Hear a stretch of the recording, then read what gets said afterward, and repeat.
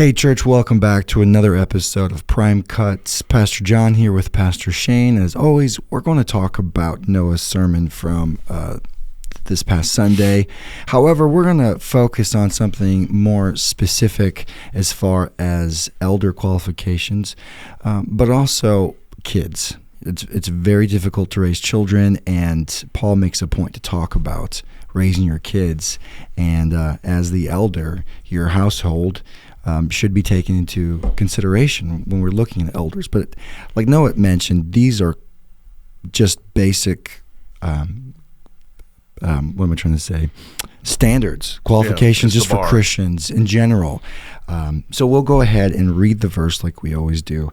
And then I'll go ahead and what we usually do is go back and forth with question and answer. But this time we're going to talk with Shane about an extremely difficult time that he has had recently with one of his children and the hard tow they had rode, him and Radene. And we're hoping that his testimony would be helpful to you, as many of our church has gone through similar situations or in the past or maybe even in the future. Yeah, and when he says recent, we mean within the last couple of years. Couple of years, yeah, not yesterday. Not yesterday. Yeah. So I'll go ahead and read the passage, and we'll just get into it. So the passage is Titus chapter 1, verses 5 through 9. This is Paul writing to Titus. He goes, "This is why I left you in Crete, so that you might put what remained into order and appoint elders in every town as I directed you. If anyone is above reproach, the husband of one wife, and his children are believers, and not open to the charge of debauchery or insubordination. For an overseer, as God's steward, must be above reproach. He must not be arrogant or quick-tempered or a drunkard or violent or greedy for gain, but hospitable, a lover of good, self-controlled, upright, holy, and disciplined. He must hold firm to the trustworthy word as taught, so that he might be able to give instruction in sound doctrine and also to rebuke those who contradict it." So Noah, he honed in on what he would do as far as, if one of his children were wayward. But you wanted to talk about, this was your idea. Mm-hmm. To talk about something that happened in real life to you as an elder, and you wanted to work through that for the benefit of the church. Right. So if you would give us context, what was the story? What happened to your child?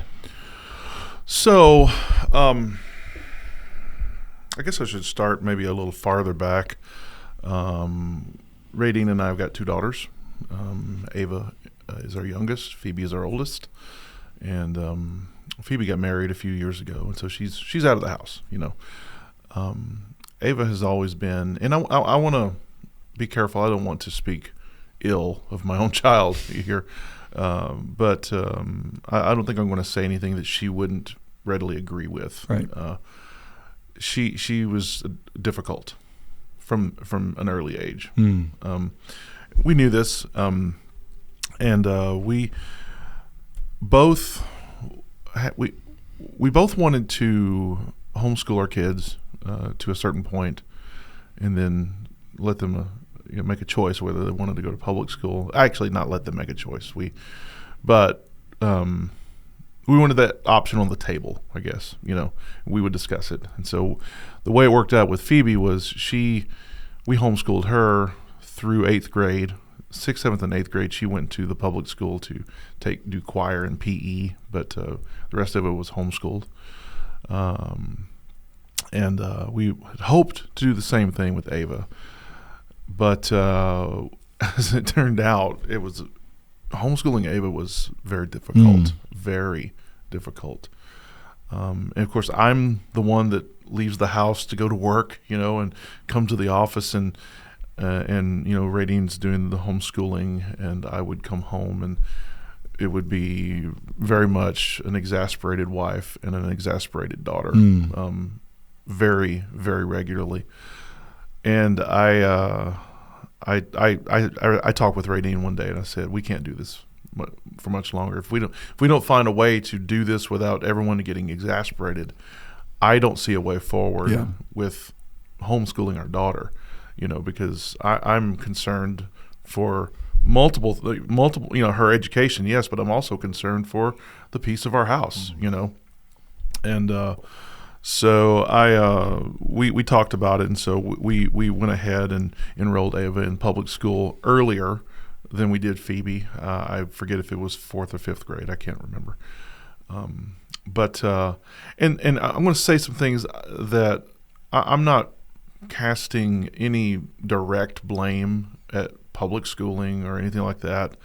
There are kids who go through public school who are awesome believers, But Ava did not have the best public school experience, and she's a senior this year, graduating.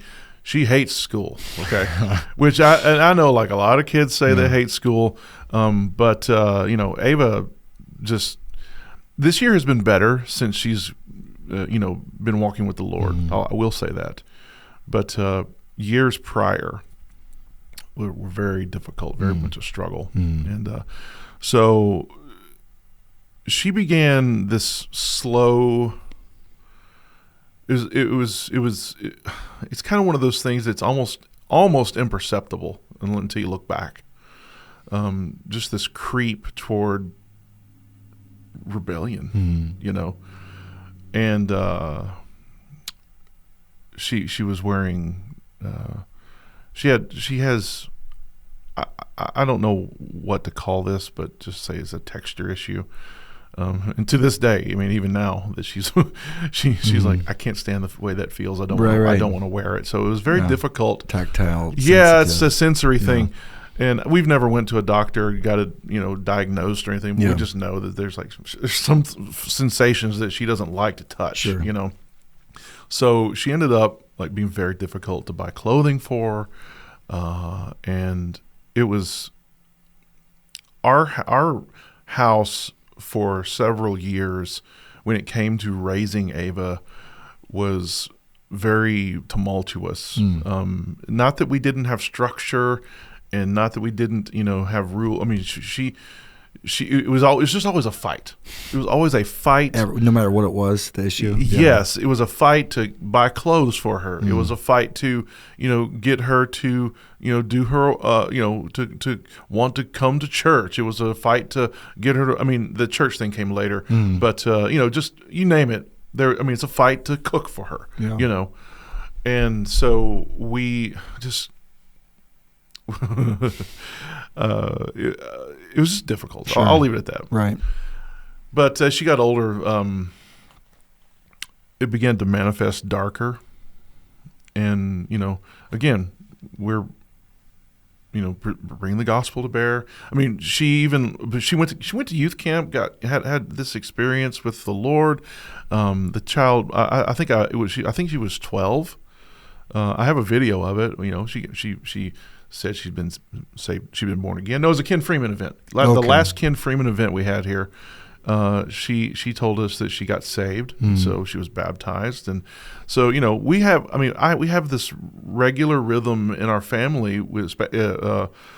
I would say especially with her, but probably not especially with her. Just she's the youngest, and it's the freshest in my memory. But sharing the gospel, do you understand the gospel? It's not that we did it every day, but this conversation would come up with regularity, especially, prior to her having this experience. And so she gets, saved and baptized, apparently, back when she's 12. And okay, so now Radene and I we still expect the same difficulty with like teenagers and the stereotypical things. Yeah. We're kind of waiting for that to happen a little bit, but there for a while I think that things seemed like they were maybe going to turn upward, but they actually didn't, and her rebellion just got deeper and deeper and deeper. But I say that now because I know. And a lot of it was just internal for her at that point. But once she got a little older, it began to actually come out in she started lying to us about where she would go, what she would do, and of course we didn't discover those lies until a little later, Mm-hmm. because she was, and I don't think this is an insult. She was just good at covering her tracks, Sure. And So you're trying to distinguish between normal teenage and, okay, this is something, it's going beyond what we feel might be normal. right, Yeah. yeah. So anyway, I guess now at this point it's been 4 years. Okay. Maybe, no, not quite 4. It was 3.5, maybe 3. I'll say 3. But we were having what I would say elevated conflict with her for at least the last 4 years. Okay. But again, we were not aware of any kind of outward, anything that she was doing behind our backs or anything like that. But that changed 3 years ago, and we became aware that she had been vaping. Okay, and that was brought to our attention, and so that we said, okay, well, let's deal with this, And then we became aware that she had been lying to us about what she was doing with her friends. Let's deal with that. And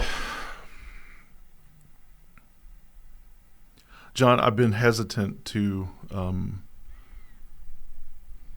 just put labels on things about what she had gotten herself into, not because not for any kind of shame or anything like that, but I'm hesitant. I've been hesitant because I haven't wanted to bring unjust judgment from people onto my family, because it was that time in our family was very difficult. But we were doing everything we knew to do, to try to manage. I'll read it here in a minute because this was a big passage for me. But manage the household. Make sure that everybody's obeying. We were doing everything we knew how to do, and there were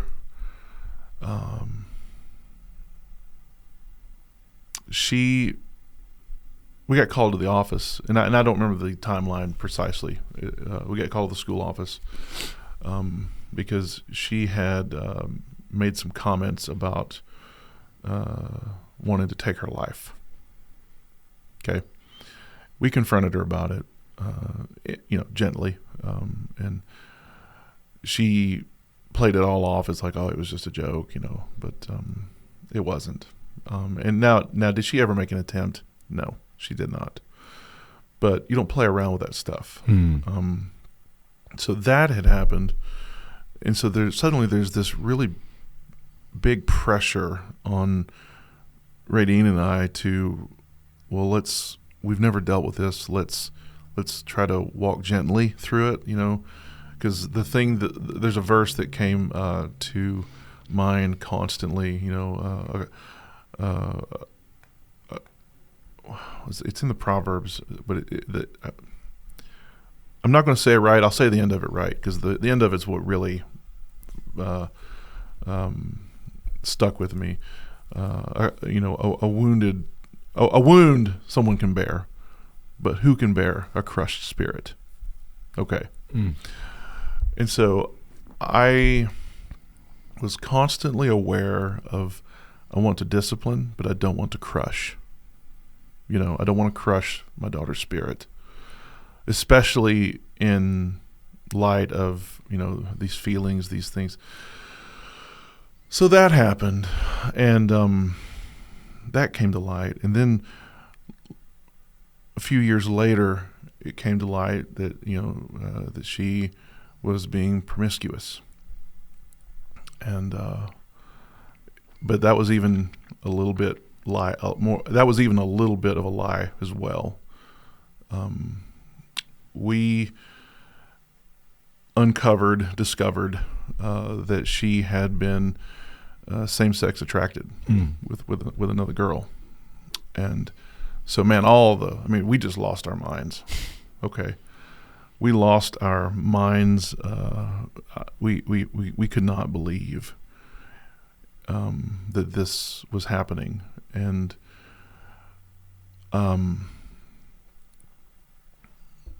we got quiet. We got quiet real fast. No, praying. Oh gosh, praying constantly. Searching the scripture. But whatever. We locked things down even further at that point. We were constantly in this battle in our minds of like, do we homeschool her now? Pull her out of public school, homeschool her? Is that going to be something that will crush her spirit and like cause her to maybe actually try to take her life? Those kinds of things. So we put her in counseling. We found a Christian counselor, put her in therapy for a year. And that was, I believe, 2021. And we saw some improvements in some things, from that.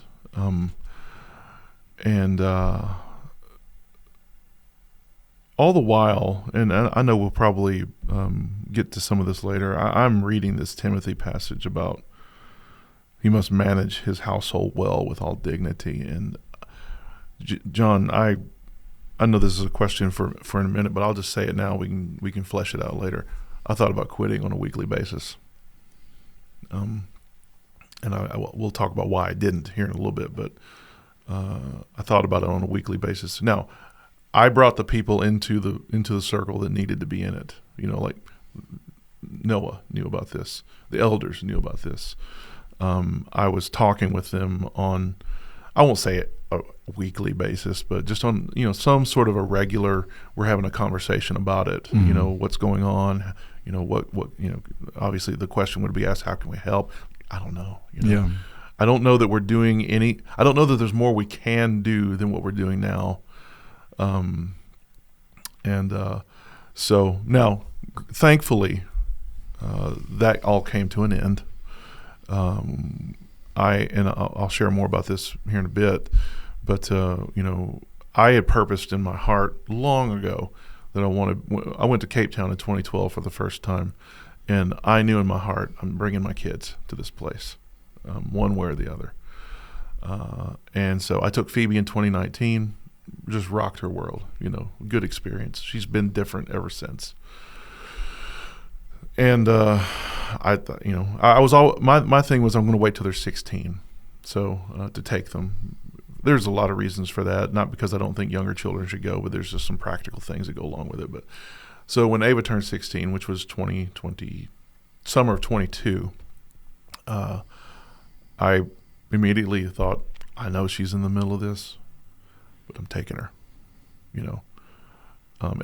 She'll at least be interested to go because it's somewhere new and she's never been before. She's heard a lot of good, and she told me she wanted to go. Okay. I don't know. Do you know why? I don't know if it was for the right reasons. Yeah. I think she just wanted the experience of it. And the whole time we are talking through all these things, I'm bringing the gospel and said, do you believe? Do you believe this is what the word says? Yes. Of course, some of that was not entirely true. She was just trying to get me off her back. And I knew that could be happening, right? I'm not stupid. But when she went to Cape Town, God saved her, for real saved her. So now the question may come up, why has she not been baptized? We're working on that. Okay. She has, I'll just say, anxieties about things. I don't think they're abnormal, but some people just are so like, I don't know. It's just one of these things I'm having to work through with her and help her understand. But because we talked about it initially after she got back, it's like, and she expressed interest in it, but then she's like, I don't know if I want to, because I think there's a level of maybe some embarrassment because she has been baptized already. Sure. So working through that, but anyway, so that is what happened with her. But she came to me in Cape Town that year very specifically, and she whispered in my ear, saying, "I'm not a homosexual anymore." In Cape Town. In Cape Town. And it was weird to hear her say that, because when we would talk about this in our home, she hated that label. Sure. She hated it when we would say that, but she owned it in Cape Town and said, that's not me anymore. And John, if somebody asked me, how did you do it? I said, I didn't do anything. I didn't do it. We didn't send her. I mean, the counseling wasn't even for that. It was for other things. We didn't, there's all sorts of things, like, do you send your kid to, conversion, I don't know what they call it, like conversion therapy. Yeah, we didn't do that. Number one, we can't afford it. But number two, we were really just walking with the Lord and like following his lead through this whole thing. Now, obviously we didn't like let the whole world know about this, because there was legitimate fear of judgment from people. I've been careful up until this moment about letting that out of the bag publicly. Radene let it out of the bag in Cape Town, so it's out. Okay. But even now, I feel like there could be like judgment that can come upon me, come upon Radene, and there's more to say about that. We'll get to it, I think, probably in one of the other questions you sent me. But yeah, that's the story. That's the bad part and the good part. Yeah. And she's been walking with Jesus for a year now, pretty faithfully. It's not perfect, of course, but it's we are light years. Yeah, light years from where we were. Our house is different. Yeah, So, anyways, so I think that's how I will. If you could put labels on your emotions during the time of just not sure what to do, of her journeying through sin, basically covering up lies, like how are you just feeling as a parent? Big idea. Betrayed. Ah, wow. Big time. Yeah. Big time betrayed. So that's the first emotion, and. Because that comes from a place of, this is wrong, and you're doing it anyways. This could cost me my job. You're doing it anyways. And that's not where my emotions started and stopped, okay? But it was in the mix. That's the knee jerk. Yeah. Okay. Sure. The knee jerk reaction is, how could you? You're bringing you're going to bring dishonor to our family, dishonor to the Lord. This thing can change life for all of us, and you don't seem to care.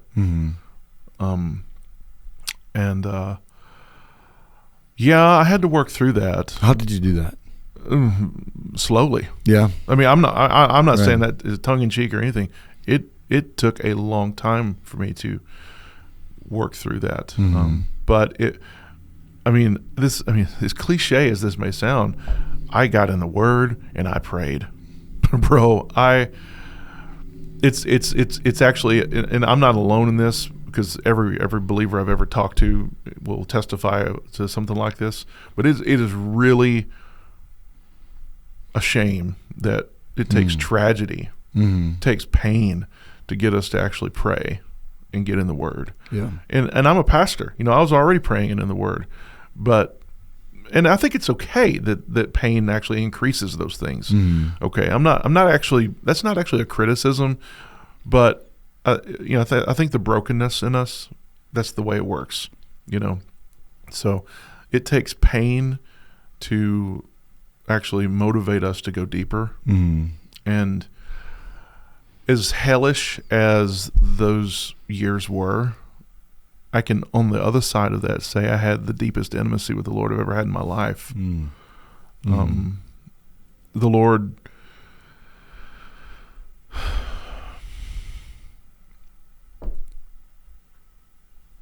The Lord spoke to me, and I don't want to like get off on like God does the whole like God doesn't speak. That's just stop, okay? Not you, just the person who would say that. he spoke to me in very gentle and tender ways during that time. And, I know it was him because I'm in the Word. I'm praying. I mean, nothing he said in those quiet moments was against anything I was reading, against anything that I, just knew from years of study. And one of the things that, he spoke to me it wasn't like every day, but that whole psalm thing of I sought the Lord and he heard me and he answered. Very real, very real, very tangible. And, I say this understanding that God can do whatever he wants, but I don't think he's going to speak to me like that in any other time, except for when I'm hurting.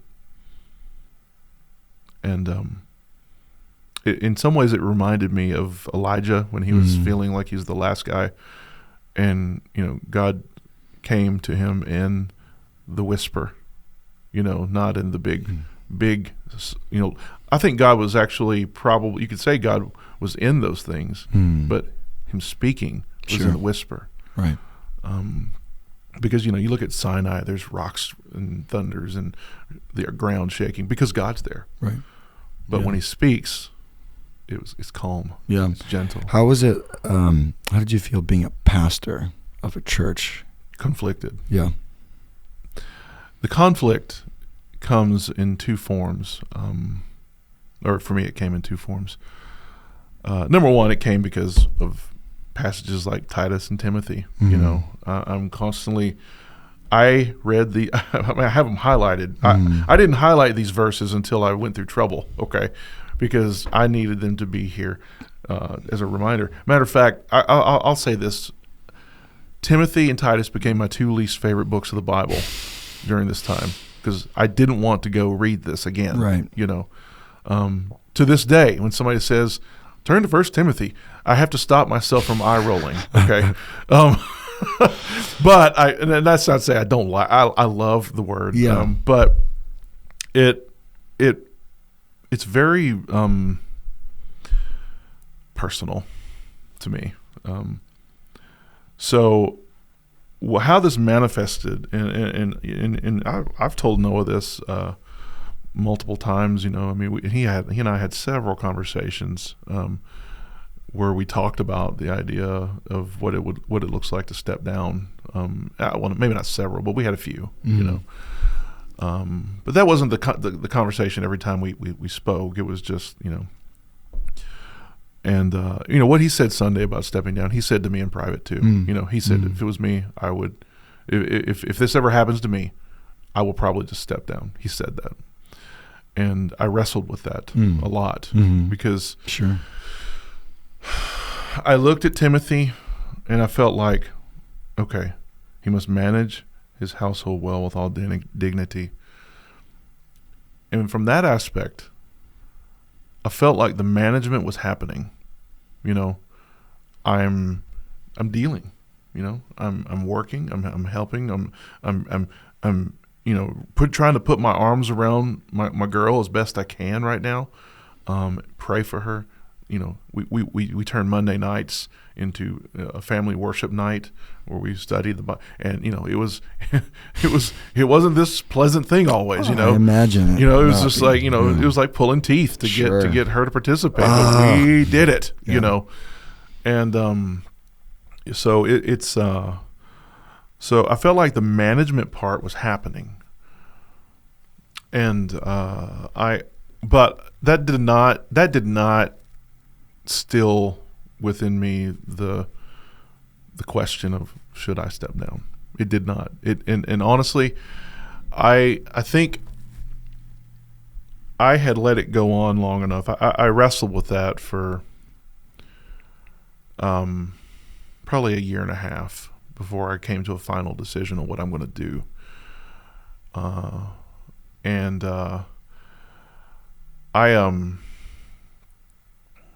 Because even in the midst of that, we feel like we take 2 steps forward and 1 step back with her, So every time we take a step back, it's like, okay, maybe now's the time, But in my prayers and in reading the scripture and just in how God was being very intimate with me in those times, I would ask the question, I would ask all the time, is it time for me to go? And the only consistent answer that I got back was wait. It wasn't a yes or a no, it was just wait. Because, and to me, that was like, well, maybe I will, sooner or later, So the door to stepping down was still open. Because, I could read the word, and it seems like, like the Titus passage is harsher than this one, It seems like your word says I should step down. But it also seems like your word says I'm doing what I'm supposed to do over here in Timothy. Yeah. So I can't say this is going to be, your mileage may vary, John, if your kids grow up and get into horrible rebellion. Stepping down is absolutely on the table because that's what the word says to do. But the issue of when should I do it, I think that is more complicated than just immediately, the moment you find out, just stepping down. Right. Okay. I watched Matt Milligan, and I don't think he'd mind me saying this, go through a similar, not the exact, his daughter wasn't in the same rebellion as mine, but just rebellion, right. Rebellious kids. I watched him walk through it and wrestle with the same thing. Is it time for me to go? And, if I hadn't seen him do that, I'm not sure that I would have had as much peace in waiting, because I watched him wait, and God delivered, and God worked it out. And so I know some people will probably disagree with me on this. I understand that. I never, but I will say this, it wasn't that the Lord was telling me don't step down. He's just saying don't do it yet, wait. That's how I understood it in the moment. Okay. But then, so let me get to the part. It was a very frustrating time, though. Before I go there, the frustration of it, and it impacted my ministry. Not that I wasn't able to sing anymore. Singing is. I don't want to disrespect the talent, but singing is singing. You can get up there and sing, but is your heart in it? And I went through days where when I showed up, my heart wasn't here. Now, God was faithful and almost always got me there, so because we rehearsed for 2 hours before everybody gets here. So I have time to kind of act, get an attitude adjustment in that 2 hours ahead of time. But it absolutely impacted my ministering capacity. I found myself exhausted of people quickly, not because I don't like them, but it's like my social battery would drain a lot faster than it used to. And I was aware of this, so it wasn't like it was something I wasn't noticing. And I gained an awareness of it about, 6 months into the whole thing. It's like, oh, this is happening. And so it just pushed me farther into prayer and study. Not study, just reading. I think there's a difference. I'm just trying to absorb. God, what are you saying? What are you saying? I'm not like breaking down the Greek and do all that. But anyway, so I have to concede that it impacted me there, and so that is one reason I do think that that if things don't resolve, that you should step down. Okay, how much time you give things to resolve, I think needs to be in the Lord's hands about how this happens. I can think of all sorts of men who've got testimonies about this, that there's variance, but they all wrestled with the question of, is it time to go? Sure. And is there anything you would go back and do differently? Spend less time this, more time that? I don't know, because even now thinking about it, I probably would have been maybe earlier. Like if I could go back before all this happened, there are things that I would do differently there. I mean, there's always things you do differently, but is there anything of substance that I could do differently that might have changed the outcome? I don't think so. I would go back and not put my kid in public school, but that would have been at the expense of perhaps my wife's sanity. And I'm not, I say that kind of tongue in cheek, but there's some seriousness there. No, I believe it. Homeschool's hard. And so, I would be facing one problem. I'd be swapping problems, exchanging one thing for another. Which, that could have disqualified me, from being a minister, having a wife who's lost her mind. Yeah. And again, not joking. Right. So it's, you said it before. You're at work. Say what? You said it before. It's hard because you're at work. Yeah. She's at home by herself. Yeah, exactly. Having to figure all this out. So, I keep forgetting to press the buttons, but, so I don't know that there's anything of substance that I could change that would come up with a different outcome. We were, with some regularity, sharing the gospel with our kids, because they're coming to church, they're hearing it. So we'll have conversations occasionally where we want to make sure you understand what's being said. What does the gospel mean? How does it? I mean, both of our kids can testify that I would come into their bedroom and we would have a talk about Jesus, at their bedside. Didn't happen every night, but it happened with some regularity, and so yeah, I don't know that anything of substance would change. Yeah. But I think I would probably have brought more people into the conversation just for more counsel. Now, I didn't do that because, and I think I can share this because Radene has shared this as well. She's had it's not something that she wrestles with like constantly, but it's probably 10 years ago now. She went through a very hard season of anxiety. And you want to talk about feeling helpless as a husband. Nothing you can say, nothing you can do changes this fact. It's just like God's got to heal it, And ever since she went through that, before that was like the first bout I've ever witnessed in her. Now it's easier for that to come back, if that makes sense. I can watch Radene when the anxiety starts creeping up, her hands shake. So I'm very guarded about that. So she did not want to bring a lot of people in the conversation because it was going to elevate her anxiety about the whole thing. Yeah, I understand. So I respected that.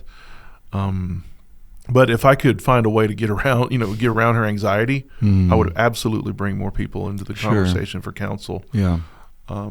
So it was a really complicated scenario. It's the thing to be in the middle of. Sometimes I feel like there's dials to life, and you want to make sure you get all the fine tuning. Yeah, like there was a part of me that absolutely wanted to like to bear this to the church. Like pray for us.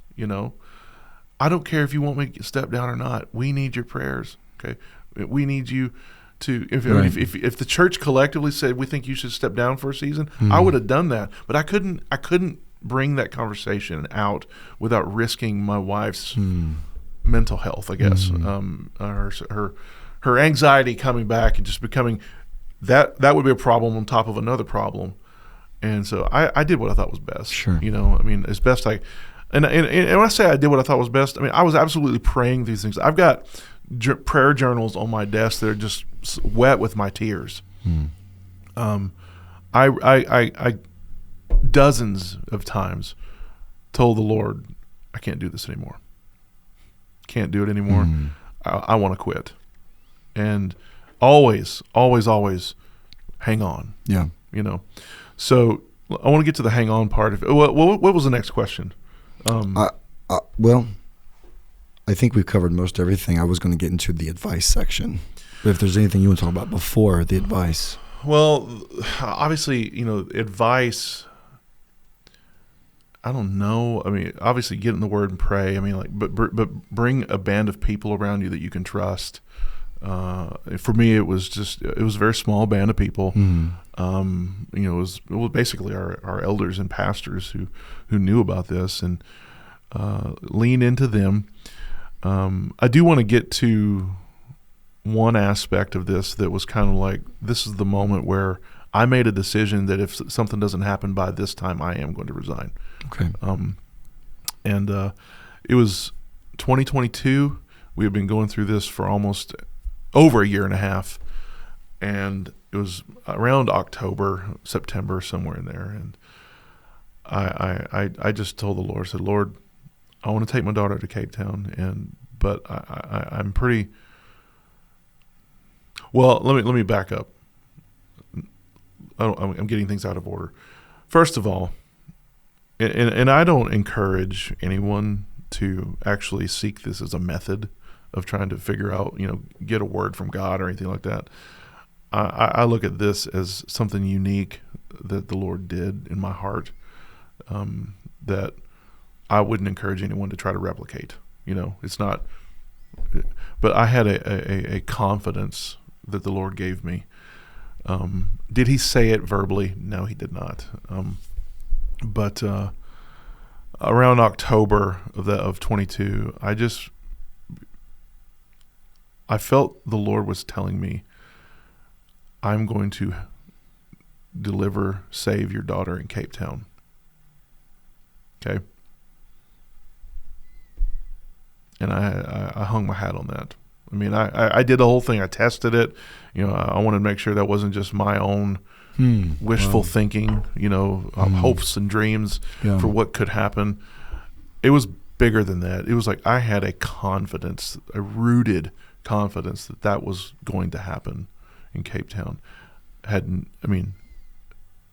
Externally it was. I mean, if you look at it from the outside, you'd think I'm just making a guess. No, I was confident that God was going to do that because I felt like He was telling me that. At the same time, and I don't think I was hedging my bets, okay, but I told the Lord, I said, Lord, I gotta say this. If this ends up actually it was just me coming up with this and nothing happens in Cape Town, I'm quitting. Wow. After Cape Town. And I told that to Noah like in January. I said, yeah, I've decided that if nothing happens in Cape Town with her, that I'm quitting. I don't want to bring reproach to the church. I don't want to bring shame, any further shame on my family. And I heard what Noah said Sunday about, you want to like tell you want to like let your kid know how valuable they are. And I get that. I don't think. Here's my thoughts on that. Yes, but that's a two-sided coin, okay? Because you can say that on one hand, and it's absolutely true, but on the other side of that coin is the reality that your behavior has cost me my job. I mean, you can't escape that. And you could make obviously it's not entirely your kid's fault, okay? I would never say that to my kid, right? Okay, these are things that you think inside your head. Yeah. But I actually had some conversations with Ava that I wish I could take back. Just some frustrated ones, like, I'm gonna lose my job if you don't straighten your act up. Just out of frustration, I probably should never have said that. Right. But it's in the scripture. Yeah. And so I probably could have said it. You don't want her to act right, so you keep your job. Exactly. I want her to make a choice to like live a godly life because you love Jesus, not because Dad might lose his job. Right. Yeah. Does he really care about me or his job? Yeah. That's what the answer's both. But I mean, I care about you more. Yeah, but they're not going to be able to parse. I know, exactly. That. So what I'm saying is, and I talked with Jimmy about this morning just for a moment. I said, I'm not sure that quitting would have been a qualitative change for my family like, so, I'm going to quit so I can like focus on you. I don't think that would be a qualitative change. Mm-hmm. I don't think that's the reason. Because what happens then? I leave this job, this ministry. I have to go out and pursue employment, possibly 40, 50, 60 hours a week to just to keep the same standard, like I would still like my wife to be able to stay home. I'm going to spend less time with her doing that than I am now. Mm-hmm. So is there a qualitative change? I don't think so. Right. So which led me back to, this is not, I don't know. I forget what I said to Jimmy exactly, but I don't think that the idea that you're going to have a qualitative, like you're going to be able to focus more on your kids just because you're leaving the ministry, that's probably not true. You're going to go get a job. It's going to take up more of your time. If you and you're probably going to spend less time with your kids. It's having, and I say this knowing that not everybody might appreciate this, but there is some freedom that we have to be able to. I got to take a day off and go do something with my kid at school. That I don't have necessarily if I'm working at the mines. Or if I'm working at the charcoal plant, or if I'm own my own business or whatever. Right. I think we do have a little freedom to say, can I step away and spend some time with my family, do something family oriented, because we need to take care of our families as pastors, because we're also taking care of a big family. So I feel like there's a trade-off there that happens. We minister to this whole big church family, and part of that I'll say just unspoken agreement is that you guys will agree to let me have maybe just a little time to get away and do things with my family to minister to them, so that I'm not neglecting them. Yeah. That would vanish. So I don't know that it's a qualitative difference, but I don't disagree with the concept, right? Sentiment. Of I'm not, because there is an aspect of now I'm not really focusing on shepherding a whole church. So there is a mental capacity that comes where I can spend all my mental energies on pouring into children, wife, whatever's necessary. Right. So does that make sense? Yeah, I think so. Yeah.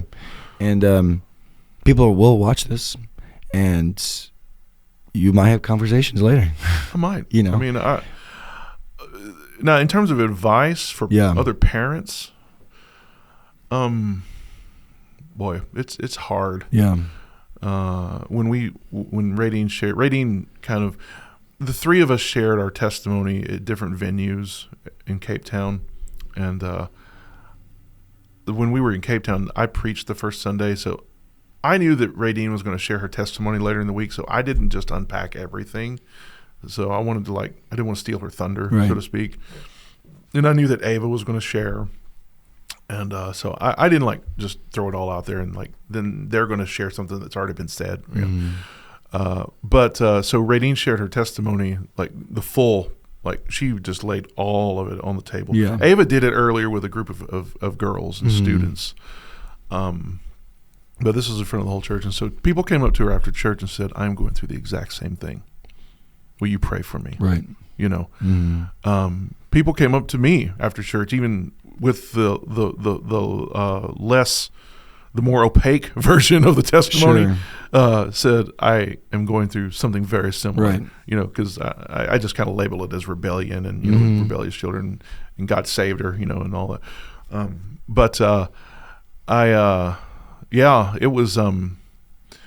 It was good to know that the Lord used it, and people. I think people just find strength in the sharing of I'm not the only one going through this. Right. So advice is open your mouth, find people to talk to about it, and find strength in the sharing of the problem. Right. I'm telling you, if you wanted to come to me or my wife, you will find zero judgment. Yeah. You wouldn't have had it before, but now it's really felt. And that's good to there know. There will be zero judgment. And to make plain Yes. Because you had said in this testimony that, there's a fear of judgment. Yeah. No matter what the situation is, personal or family, whatever it is, I don't know who I want to talk to, not talk to. Yeah. And Shane and Radene are saying, talk to us. Absolutely. Yeah, absolutely. Yeah. And look, I'm not like trying to start, I cannot promise that you'll get the same results that we did, like with this kind of salvation and deliverance, but we're not in control of that anyways. Yeah, this is your story. This your is our individual story. And the point is turning to God, turning to Jesus, deepening that relationship. I'm telling you, John, I have depth that I never knew. The Lord, I don't know how to say this. I guess just unpacked gifts in my life that I never had. That whole thing about just knowing that I would if I'm going to label that, just knowing that God's going to save my daughter, it's a gift of faith. I had never experienced faith like that in my life, and I hope to again someday. But I don't want it to be over such hurtful circumstances, Sure. But it's not something that you muster up. It's just something He gives you, and to experience that I know this isn't me, but yet I have it. I want to get back to that without going through the pain, Yeah, sure. That makes sense. So just find people that you can that can share the burden. Find and then get intimate with the Lord. I'm a journaler of sorts anyways, so it wasn't a big deal for me to start journaling my prayers. I don't journal as faithful as I used to, but I'm telling you, journaling your prayers is awesome, because you can go back and read and see. You can see like progress, and see the progression, and see how God's answering. Even in the middle, when everything's still unresolved, you can even see the little things that actually find some kind of resolution because you prayed about it and brought it to God and trusted Him with it. Yeah, it's a testimony to yourself. It's one of the sweetest forms of preaching the gospel to yourself that exists, in my opinion. Yeah, that's good. Just count your blessings, name them one by one, write them down. Radene has it's on her phone. It's a document that she is chronicling all the changes she sees in Ava. Wow. That's cool. It's beyond. I don't even know how many's on there. She said, I'm not even sure how many's on here. There's dozens of changes. Wow.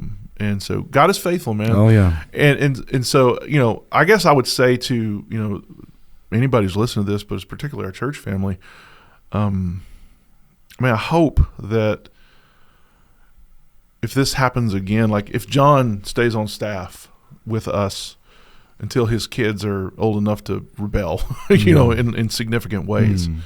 Of course, that may not happen, but that grace and mercy will be abundant. Because John and myself and Noah and Matt, we are pastors, but we're also, sheep.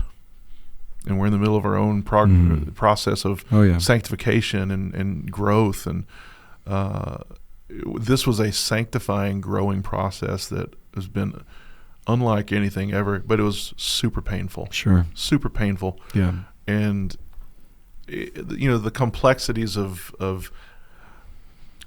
number one, a church that would, and I've heard of this habit. It's never happened here to my knowledge, but, I've heard of churches that go to their pastors and say, you need to step down because your kid is a wreck.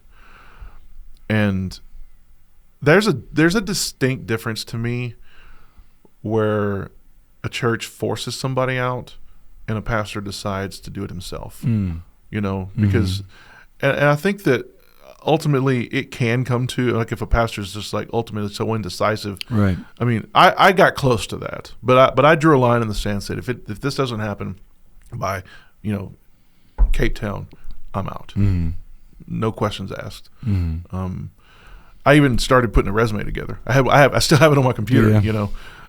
So it's I was making preparations to leave if God did not do what I thought He was going to do.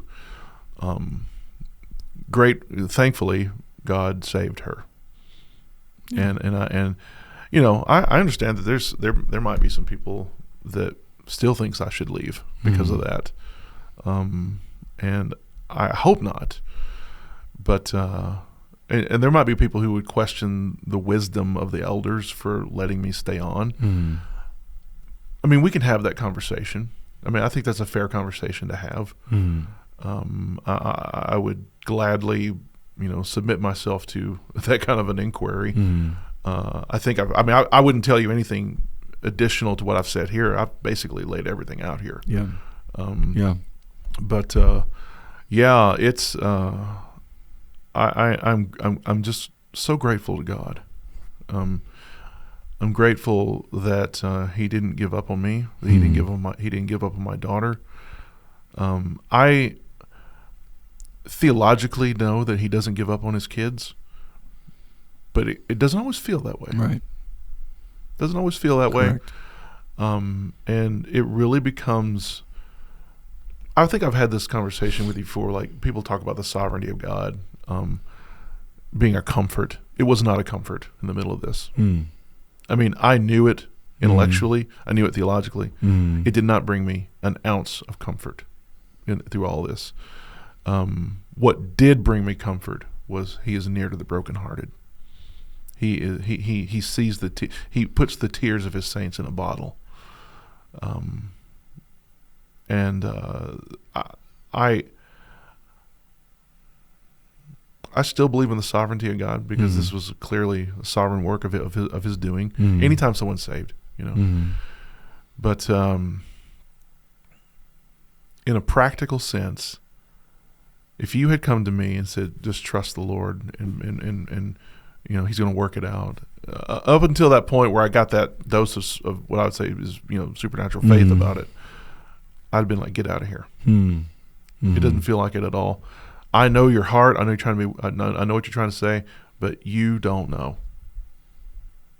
And that, I won't say that was becoming a bitterness in me, although I think that I sensed some kind of leaning toward bitterness toward God building up in me, because how can you let this happen? Yeah. You know.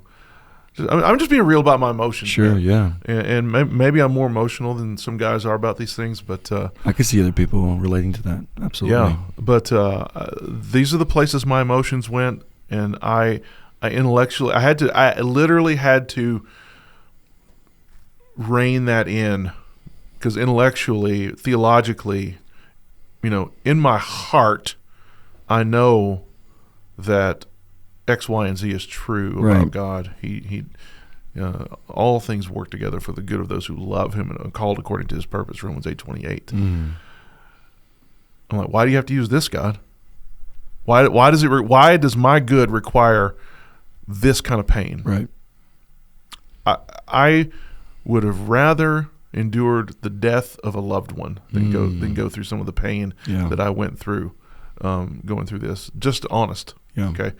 Now, I don't want anybody to die, Right. but you know, and so I mean, but that's just where your emotions take you. I told Lord, I would rather die, because now that's my selfishness speaking, because I'm just tired of enduring things.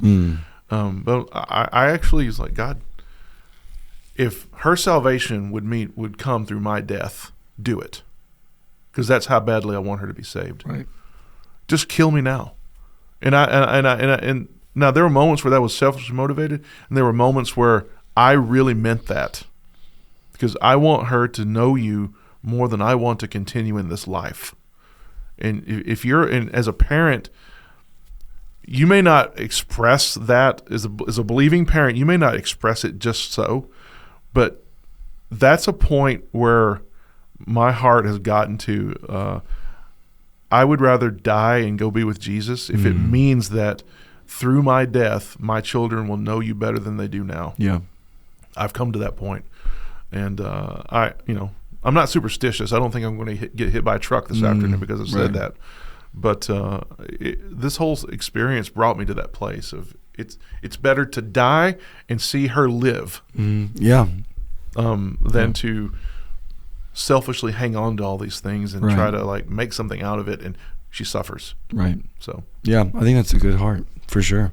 I appreciate you putting your heart out there, and I think that's going to benefit people out there.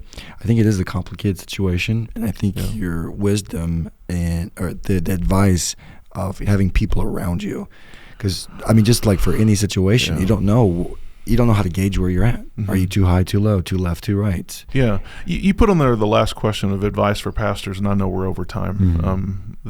I expected we'd probably go a little over time. Don't ever keep this on the table. This is the thing, manage your household well. Your kids need to be in order and respectful and obedient and all that. When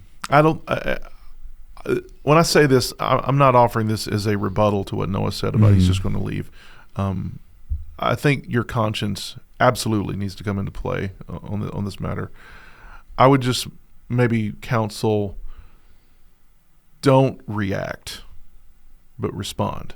So don't if you find out that your kid is in some kind of a rebellion of some sort, like whether it's whatever it is, drugs, whatever, or they're just a chronic pencil theft, okay, respond. Don't react to it. Don't let this scripture be the knee jerk, like, okay, I gotta quit. No, spend some time before the Lord, seek his face, admit this text says what it says, and say, God, your timing, what do you want? Right. Do I need to stop? Do I need to quit now? Or do you want me to wait? Are you going to resolve this before it becomes necessary for me to step down? Because I think there's wisdom in just not rushing to a response. Now, if your conscience is a minister just can't abide that, you got to do what's right between you and the Lord and your conscience. So I say that I don't think Noah's response was wrong, but I do think that there are other responses, that are legitimate. So yeah, okay, that's good. We are a little bit over an hour. I know this is going to help. I usually say, I hope this helps, but I know this is going to help you out there. And again, Shane right here is saying he is available and willing. And if you have a child going through something like this, none of you in the church are elders, but you still have kids. You still have a life. You still have a job. And you still have ministry in the church, whatever it is. And maybe it's New Harmony related, maybe it's not. But these situations are complicated and they're difficult and life-changing for the good and for the bad. So please come and talk to Shane. Come and talk to Radene. Let them counsel you. Get counsel. Any pastors that you feel comfortable with at this church. Don't do these things alone. I hear that's the big thing. Don't feel like you just have to keep it between you and your spouse. Get counsel. Get the church. Get loved ones around you. So thank you for listening. We will see you next time, and have a wonderful week.